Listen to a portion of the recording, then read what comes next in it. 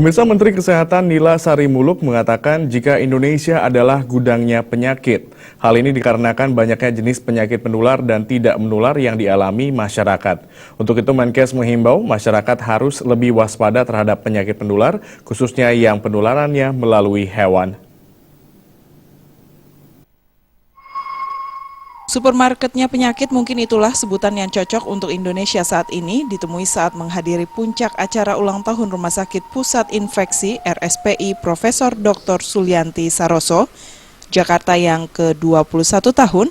Menteri Kesehatan Nila Sarimuluk menyatakan bahwa jenis penyakit yang diderita rakyat Indonesia sangat banyak macamnya.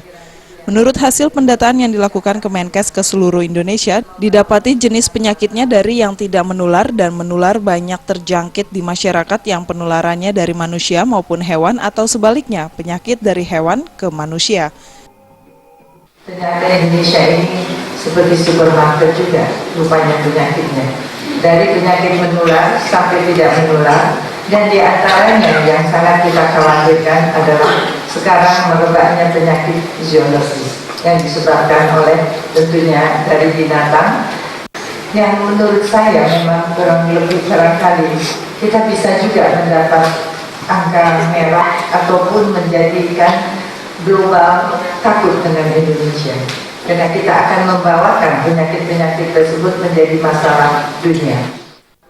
Persoalan tersebut menurut Muluk perlu dilakukan tindakan penanganannya oleh pemerintah karena penyebaran penyakit ke berbagai negara di dunia bisa dikatakan sebagai ancaman.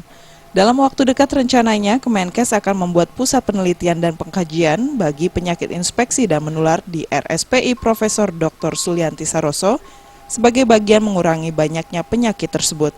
Dari Jakarta, Wahyu Sadiatmoko dan Ketut Sumadiase melaporkan.